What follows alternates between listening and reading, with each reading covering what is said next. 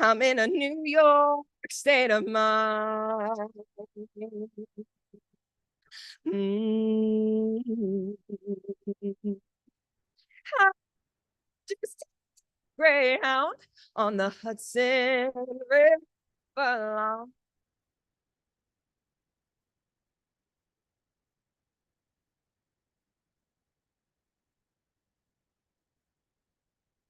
'Cause I'm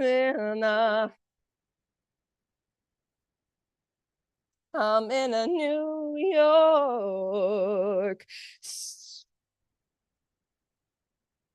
state of mind.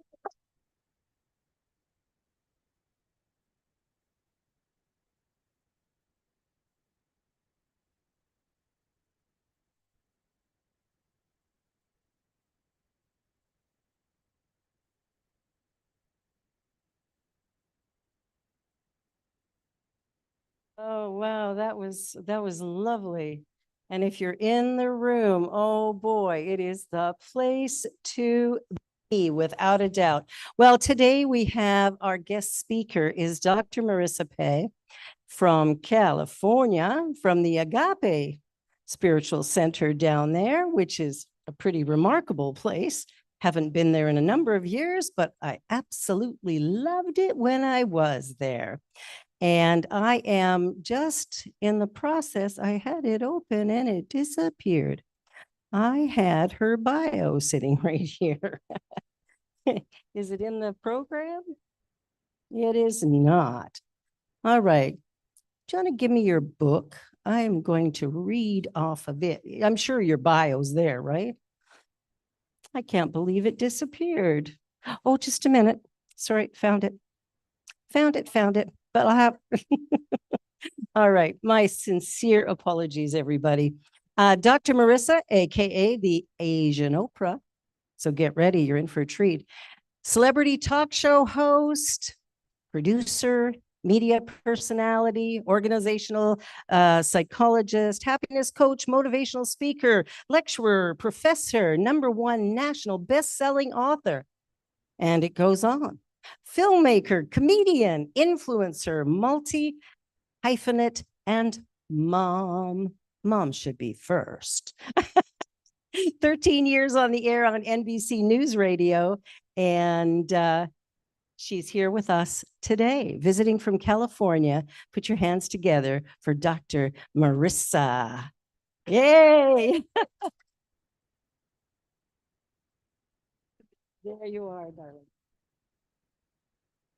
Thank you for that fabulous introduction that I wrote myself. But I'm so glad. Oh, I'm supposed to stand here. So I'm so glad to be here. Thank you so much, Reverend Barbara, for inviting me as I'm here in Toronto. I was actually born in Kitchener-Waterloo, and my father was a professor at the University of Waterloo. And actually, when he got his PhD at McGill, he had two job offers. One was to profess at University of Waterloo, and the other one was at Berkeley. And his TA, Professor Tien, became the chancellor there. And so it was 1960, and he turned the TV on. And at Berkeley at that time was burning bras, protesting, sex, drugs, and rock and roll. And my dad is like the biggest nerd that you'll ever meet. So that's how I was born in Waterloo. But I think my heart, soul, body, and mind were meant for California. I've been there for several decades. I'm #ageless, so I won't tell you exactly how long I'm there, but I do bring love and greetings from my big brother, Dr. Michael Bernard Beckwith, who is the founder of Agape International Spiritual Center, a place that creates not followers, but leaders. And he's actually the one who introduced me to Oprah as the Asian Oprah. And she actually looked at me and looked down and said, "Nice pants." And it took everything for me not to say, "Do you want them?" You know, but that was a wonderful meeting. And I'm having this like egoic thought now. Do I leave this on, which is a little bit of air that doesn't necessarily match my outfit, but or do I take it off and suffer? I think I'm going to leave it on. You'll excuse me. This is exactly why I left Canada. It's a nice reminder. The humidity and I just yeah, we have a love-hate relationship, but I'm so glad to be here.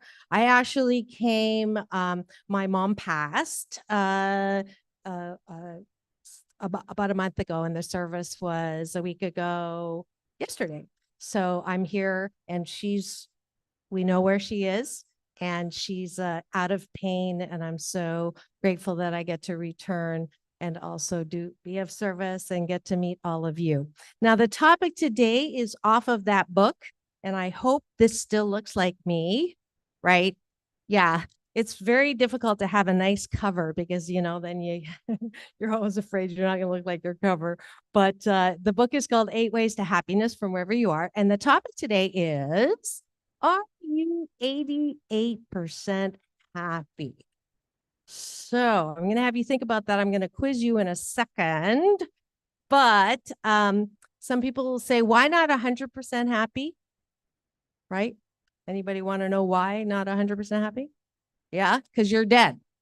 Right? We need the contrast. There's no way to be 100% happy all the time. We really do need to have some level of contrast. And that's why I say 88%. Also, because I know you thought I was Swedish, but I'm actually Chinese. And 8 is a lucky number. It's a homophone for good fortune. So 88% is most of the time, right? So double good fortune to be in that space of happiness. So how happy are you right now? This is a little temperature check. It's a quiz. So what I'd like you to do is I want you to close your eyes so you cannot see what the person beside you is saying. Okay. And take a deep breath in through the nose. And release through the mouth. Those on Zoom also, same thing. And I want you to hold up in the air the number on your fingers. So you have 10 fingers. So we already know I'm not going to see any 10s or you're dead, and I'll be seeing you dead people sitting. So I don't want that. So hold up both hands and tell me on average how happy you are right now. I know you go through highs and lows, but right now, what number are you? And raise it up. Good, good, good. Let's say, yep, good. We've got 6, 7, 8, 6, 9.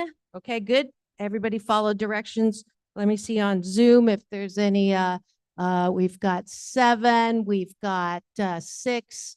Good. Okay. Put your hands down.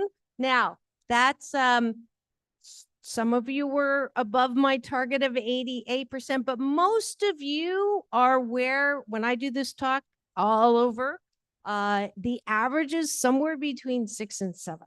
So you're normal. But what I'd like to do is try to get you to move that dial just over towards 88%. Are we good with that today? Would you like that? That was a question. Yeah. Okay, good.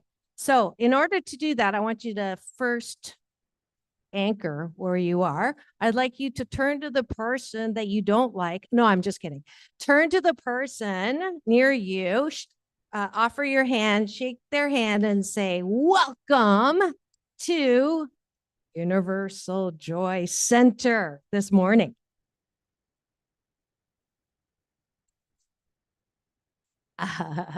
Perfect. That's right. That's right.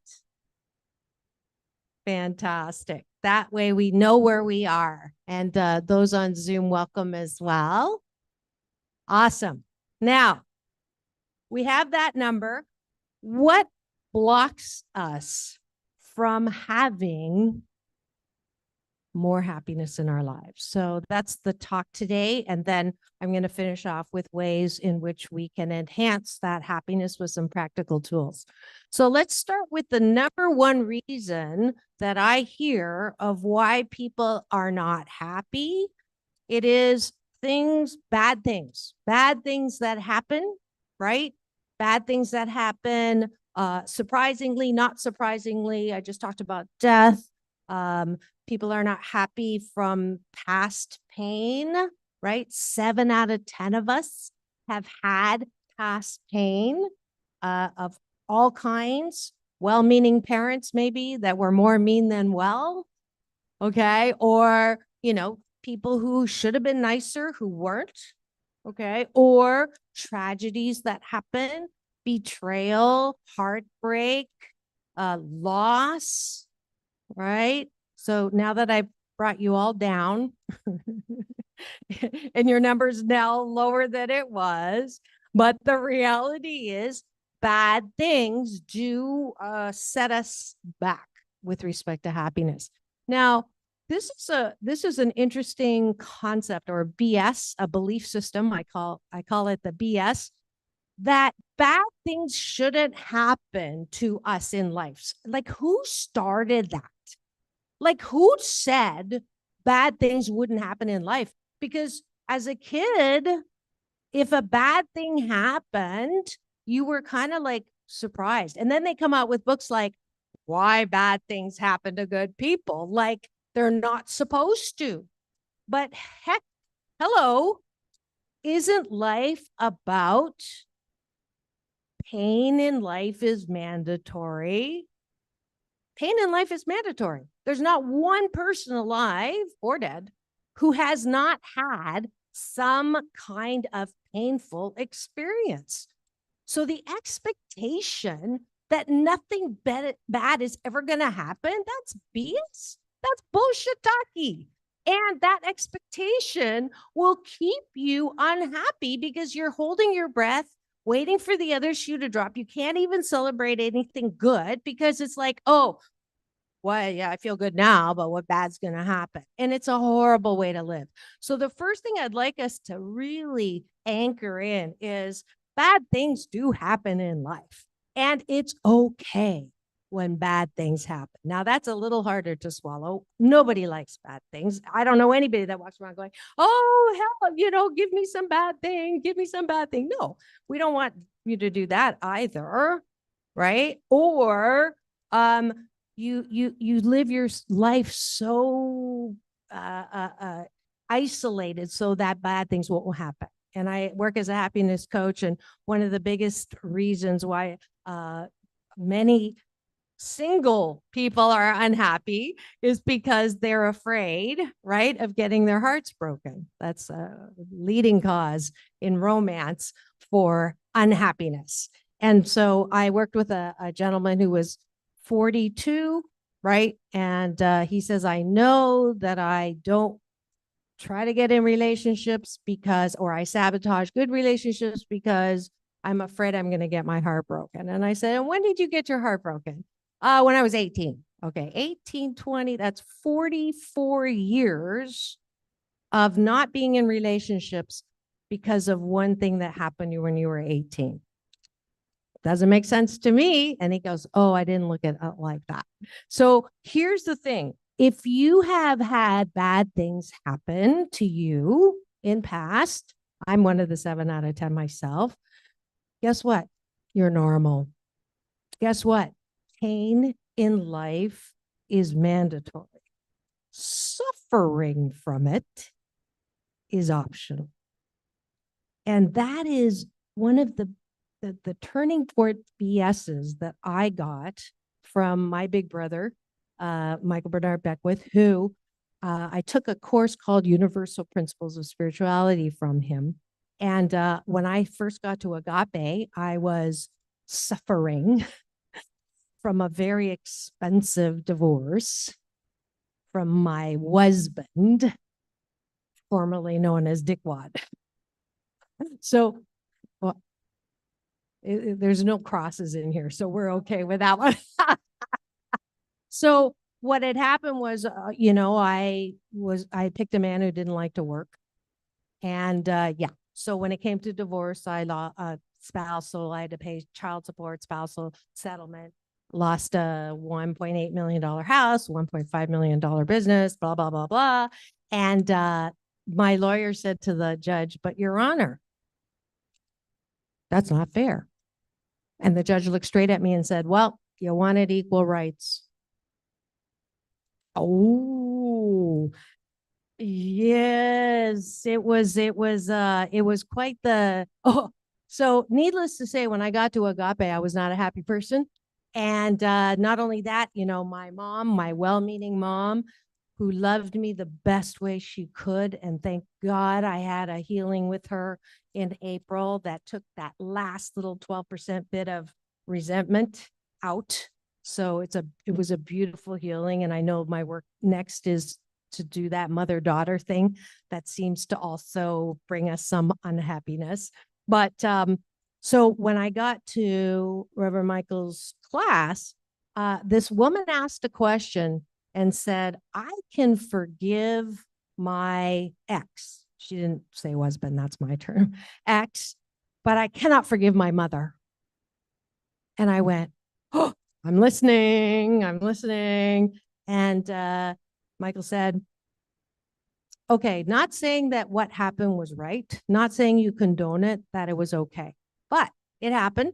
And as it happened, is it possible that you developed some skill, quality, or ability in you that you actually like?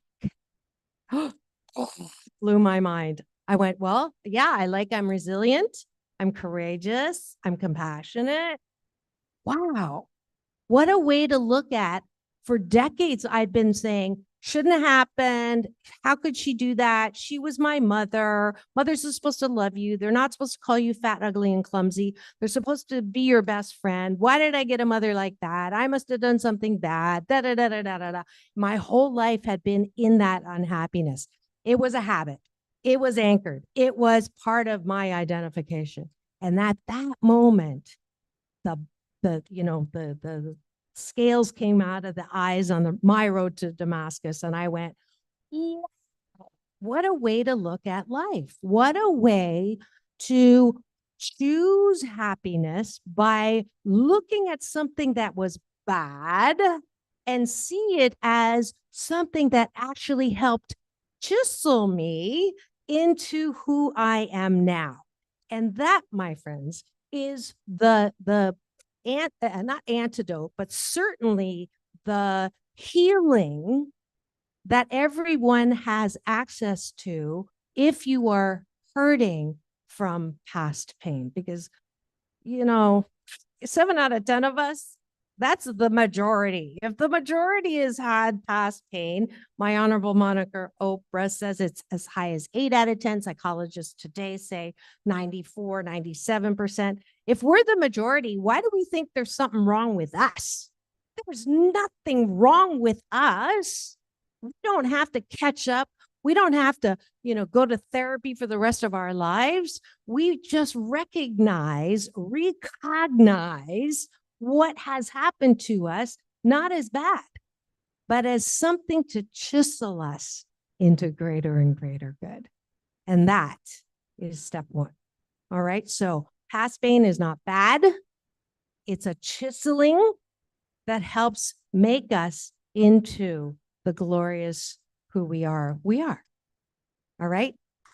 Thank you. So that's 1. That's just the hardest part of this right now is I'm a walker, and having me stand here is like killing me. All right. So step 2, this one's a little more tough love, folks. How many of you start your mornings? And it's over on a stand. So start your mornings doing this. Okay. We got some honest hands over there. Oh, we've got some people pointing to other people to raise their hands. Yeah. So I call it MS, meaningless scrolling, right? And I'm not saying that social media is bad. Lord knows, it's my necessary evil. However, it has, as my big brother will say, become a weapon of mass distraction. So it's a habit, because when you are allowing a producer's idea of what is news, which is actually old, it's not new, right? The moment it comes out, it's old, okay? But that producer is telling you what they want you to think is important. And almost always, if not always, it's negative, because if it bleeds, it leads, right? So I have a show on NBC News Radio. It's been 688 consecutive weeks. I do not talk about the headlines, no gossip, no scandal, no K words, no Kardashian talk at all. The name of the show is Take My Advice. I'm not using it because I am a psychologist, right? So I'm an organizational psychologist, but I balance out all the bad news with good news. I do not talk about headlines, only heartlines. I don't talk about homelessness unless we have a guest on who's talking about solutions to homelessness, right? And making a difference, because we can do that. There's for every horrible thing that you hear on the news, there's 100 groups and people and organizations that are doing something in solution. Why don't we hear about that? Because it ain't bleeding, right? People want you to go, oh, what's wrong with people? Or the world's going to hell in a handbasket. That's the reaction that most producers want you to have, because that will bring in the advertisers. So mine, I'm so proud to say, they said it wouldn't last a year. I've lasted 13 years. May 1st, 2011. And I'm really grateful. I've had Neil Donald Walsh on the show. I've had Michael on several times.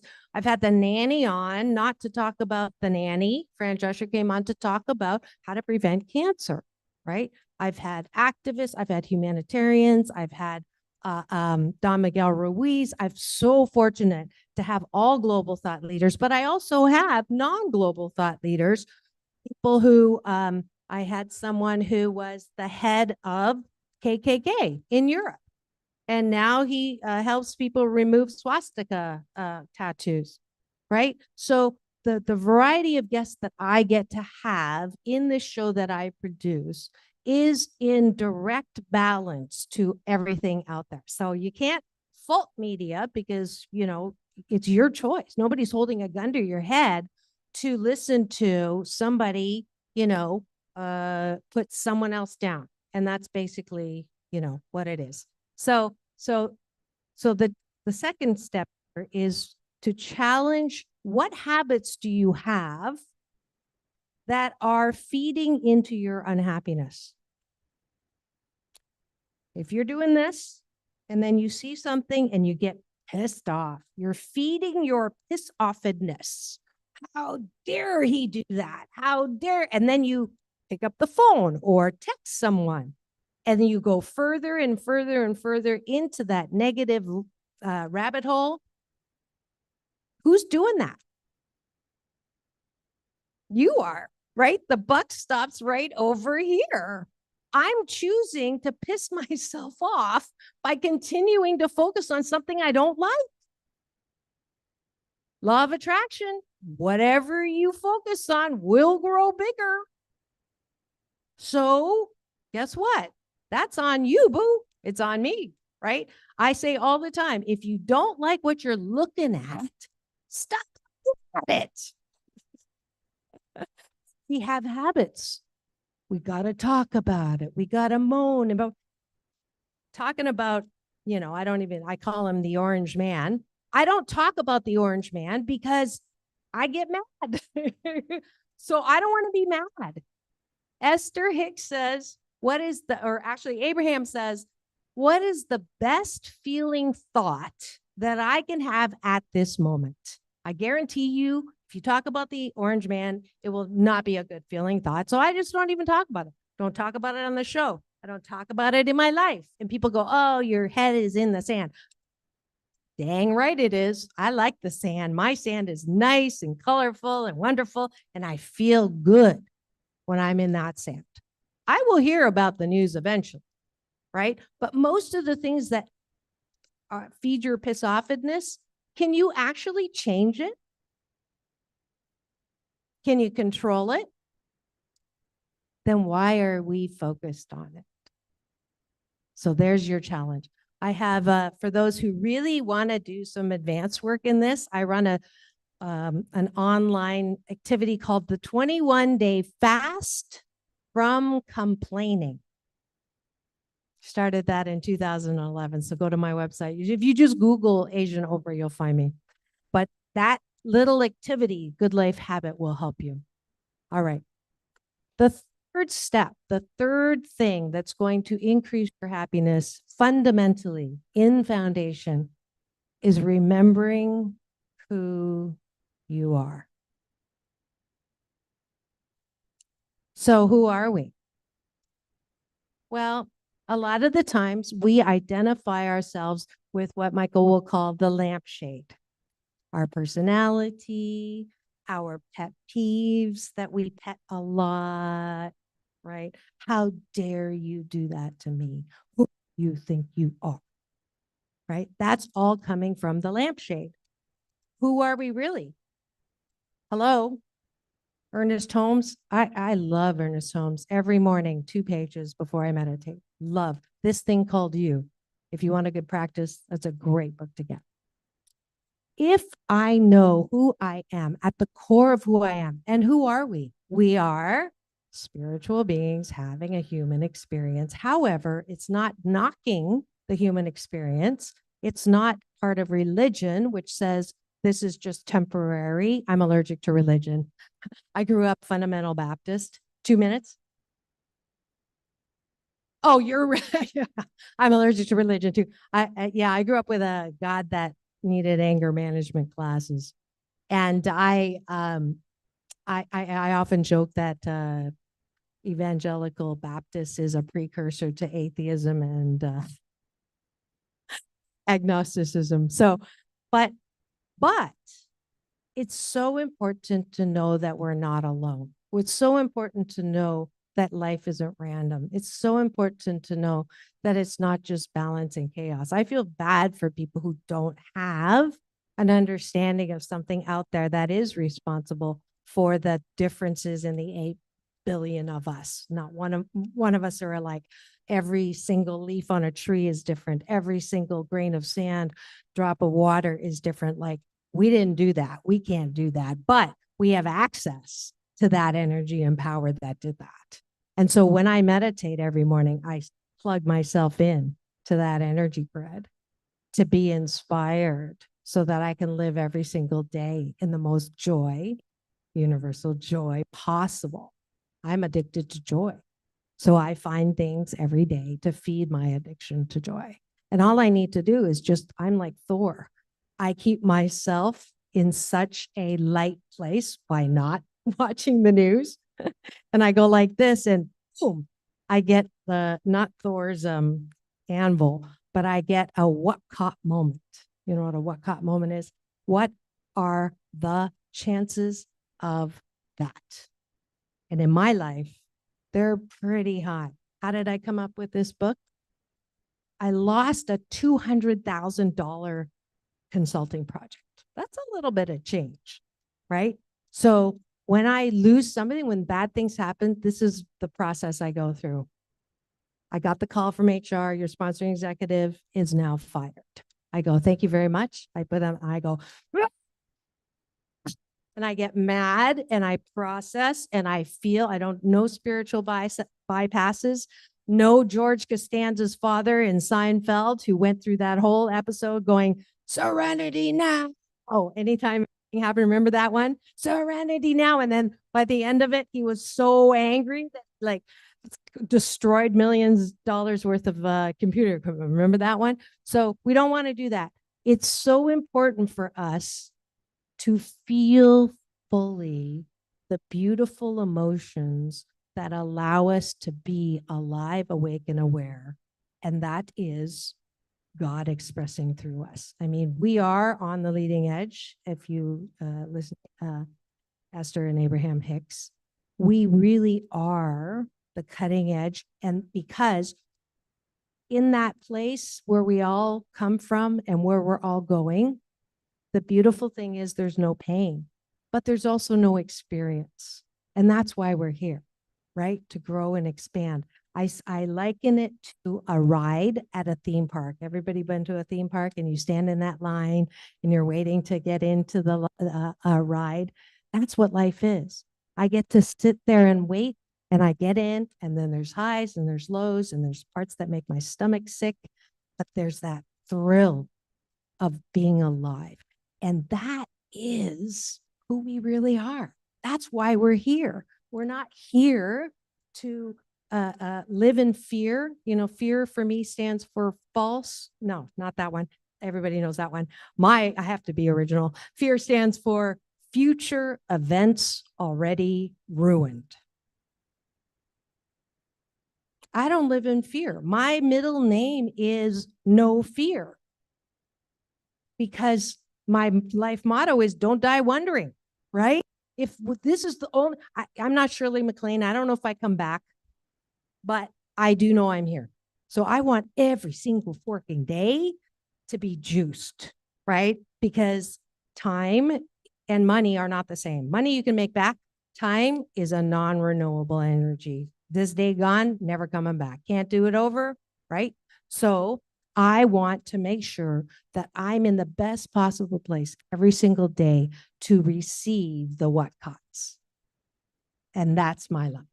And right now I'm in a Whatcot because I had someone come over after the service, and the healing with my mom, who, you know, physically, emotionally, mentally hurt me.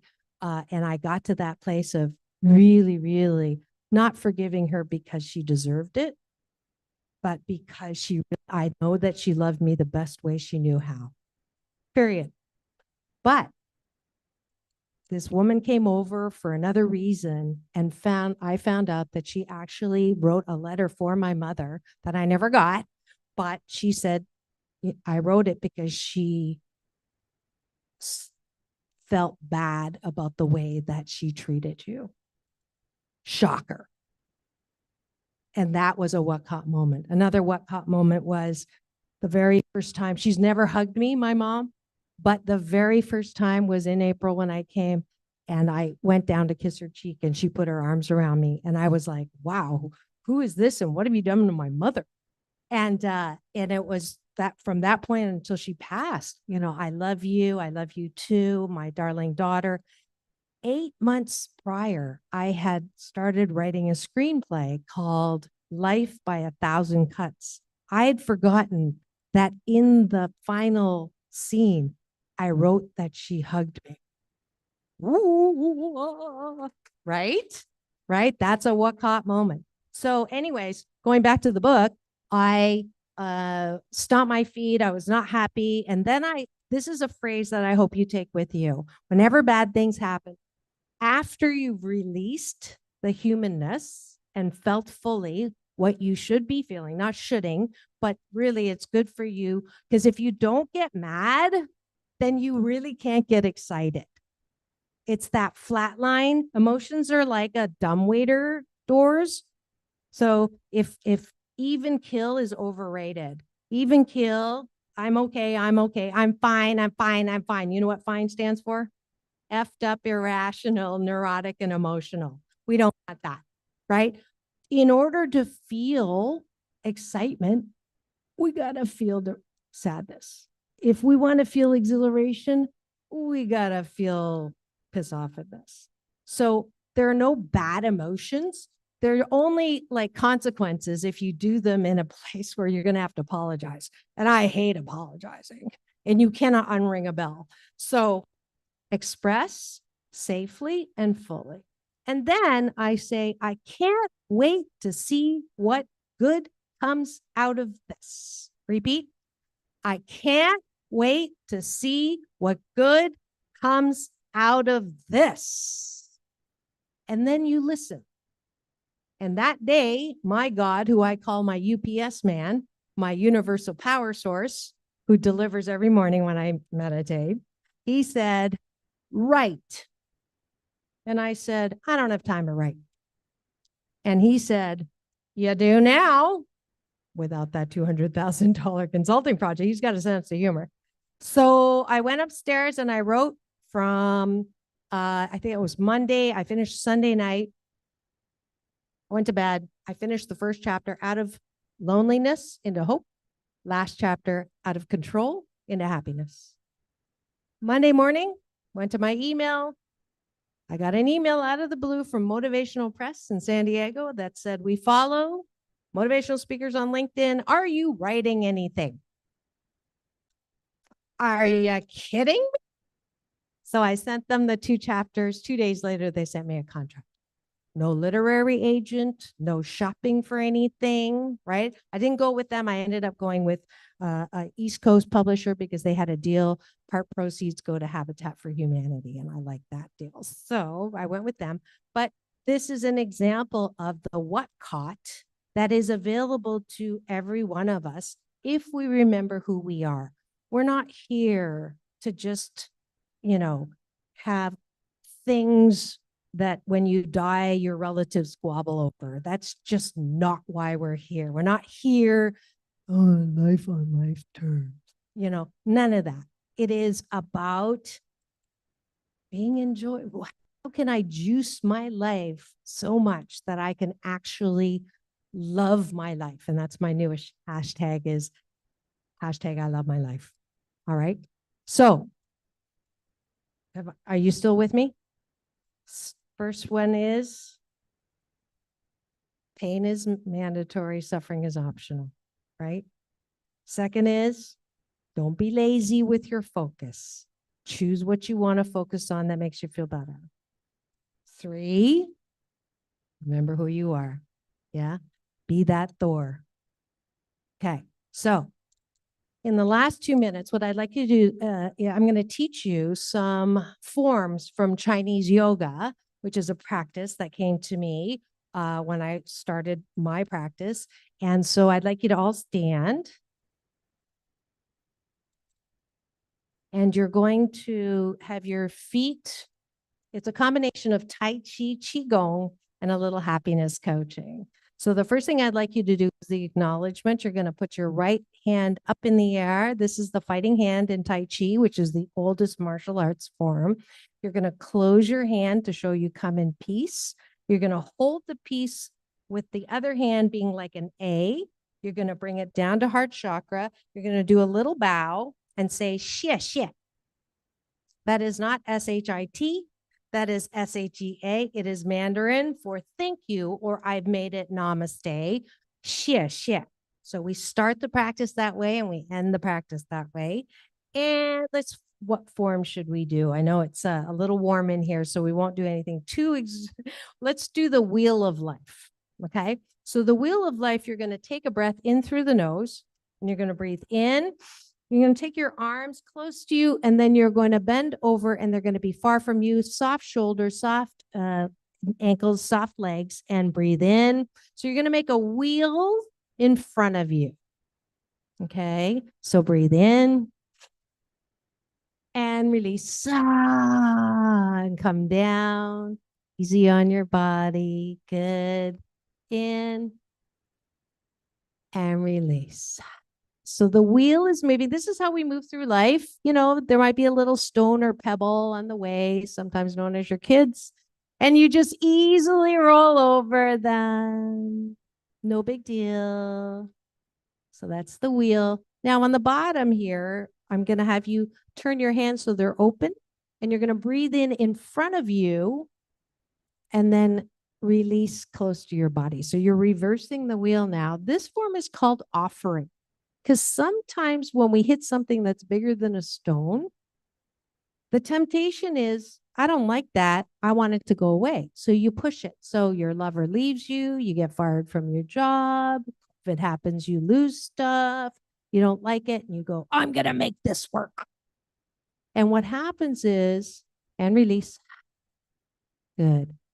And what happens is You can stop now only because it's warm in here. But um when you push against something that you don't like, what happens? You get tired. There's blood all over the place because you're hitting yourself. So when you're in the wheel and you realize you just got a note from somebody or something, instead of pushing against it, you allow and you offer up resistance and you say things like, well, I guess now's not the right time for this. Or, oh, I didn't like that job in the first place. Or, that person really was ugly anyways, so I didn't want them. Whatever it is that's going to make you feel better, and you offer up resistance so that you're not in pain. You're not in your own forced pain. And that is going to help with happiness 88% of the time. Does that make sense? So I also brought a download version of this practice. It's 28 minutes. I teach it at Reverend Michael's retreats, the spring retreats. Hopefully it'll be back, and the New Year's retreats. So it's a practice that I did because I can't do traditional yoga because I had 2 replacements. So I wonder what good is going to come out of that. I have this practice as part of it. And before I left for Canada, I found out I have 2 blood clots in my legs. They canceled the first flight here, but they let me fly in time for the funeral. But again, I don't know, because I was supposed to go on world tour this year. After Canada was Africa with Michael in August, and Hawaii in September, and Ireland in October, and Shanghai in November, and Taiwan in December. And now I'm grounded. And I can't wait to see what good comes out of this. So I love it when I have to practice what I teach. Although the name of my show is Take My Advice, I'm not using it. So, but I get to top this off with a little song that I consider my my theme song. So I hope you enjoy that. I'm going to grab some water.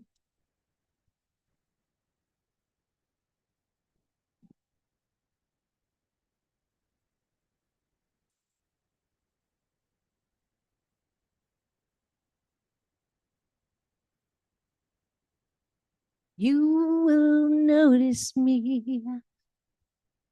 I'll be leaving my mark like initials carved in an old oak tree.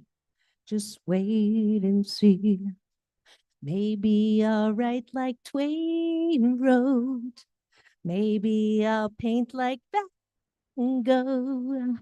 Cure the comic cold. Don't know what I'm ready to start. 'Cause I know in my heart, wanna do something that matters. Say something different, something that turns the whole world on its ear. Wanna do something better with the time I've been given. I want to try to make hearts in this life, leave nothing less. Something that says I was here.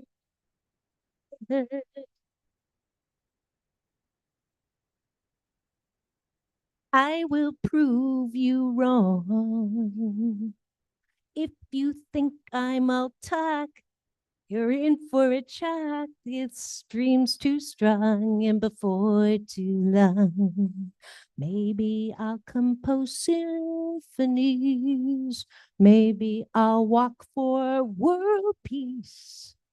'Cause I know it's my destiny to be more than a part of this self in this life. I want to do something that matters, say something different, something that sets the whole world on its ear. Want to do something better with the time I've been given. I want to try touch a few hearts in this life, leave nothing less. Something that says I was here. I want to try to do more than just passing this life. Leave nothing less. Something that says I was here.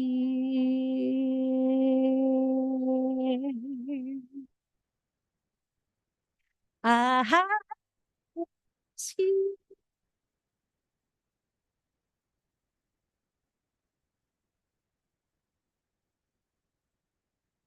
And I am holding and anchoring that, knowing that you know that you are one of a kind, wonderful, not a throwback in the bunch. You're loving, loved, lovable, wrapped in a warm blanket of worthiness, that this is who you actually are. And even if you don't know that, knowing it until you do, because I want you to be able to say, I was here.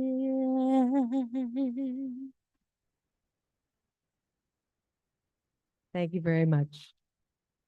And Reverend Barbara's coming up afterwards. You are welcome to come. I brought some books to sign and also some downloads. But thank you. 谢谢.